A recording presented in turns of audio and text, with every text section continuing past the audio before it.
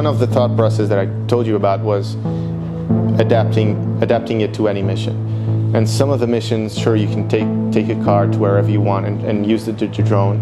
Some of them are out in the sea, some of them are in remote places, and we wanted you to be able to carry it really easily, transport it in a rugged case or multi-cases, and assemble it on the field to make it easier to deploy wherever.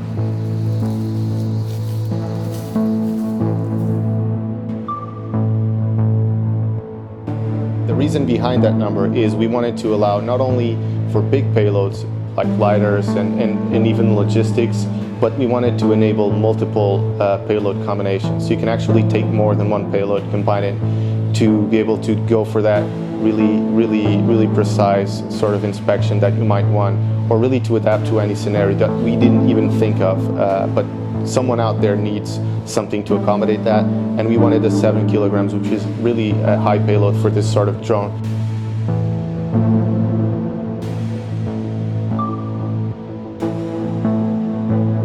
Surveillance. There you can just choose whatever camera suits you best. Is it day ops, night ops? Are you trying to look at infrastructures? Do you want to add a LiDAR? Do you want to put something with 60 megapixels on top of it? Sure, just pick it from your suitcase, slide it onto the tray, and you're good to go. So missions, I can go all day. It can do everything.